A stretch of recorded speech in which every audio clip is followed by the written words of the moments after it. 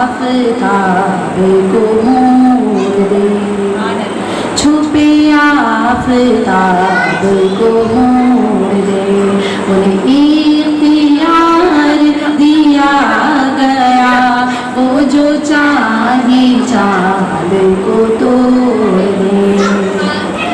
अभी जो मैंने शेर पढ़ा इसका वाक़या समाअत फरमा लीजिए, आपने पहले भी सुना होगा।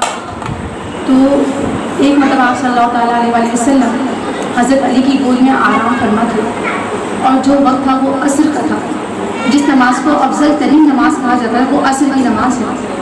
तो हज़रत अली कभी आप सल्लल्लाहु अलैहि वसल्लम के रुख अनवर को देखते थे, कभी सूरज की तरफ देखते थे कि वह गुरूब होता चला जा रहा है। जब सूरज गुरूब हो गया तो हज़रत अली की आंखों से आंसू जारी हो गए।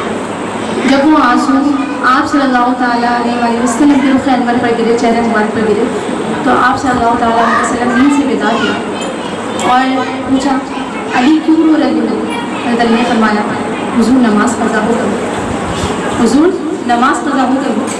तो जो सूरज गुरूब हो चुका था, बीज़्न परवरदिगार आप सल्लल्लाहु ताला अलैहि वसल्लम ने उस सूरज को पलटाया, सुभान अल्लाह, उस सूरज को पलटाया और हज़रत अली ने नमाज अदा की। हज़रत अली चाहते तो हुजूर को नींद से उठा सकते थे कि नमाज तो फ़र्ज़ है ना, लेकिन उन्हें फ़र्ज़ पे अहमियत किसको दी, तरजीह किसको दी? हुजूर को, हुजूर को अहमियत दी, तो हुजूर ने उनकी नमाज क़ज़ा नहीं की। एक और बार ये शेर पढ़ रही हूँ, मोहब्बत से सुभान अल्लाह ज़रूर कहिएगा।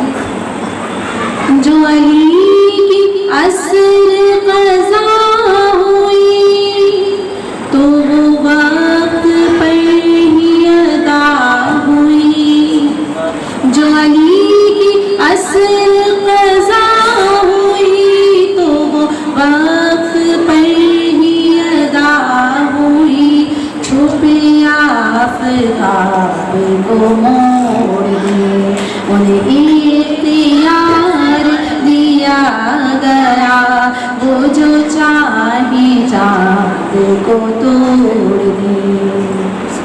वो नबी की मोती का मुजज़ा कि वमा रमैता कहे खुदा, वो नबी की मोती का मुजज़ा कि वमा रमैता कहे खुदा, वो निगाहें को की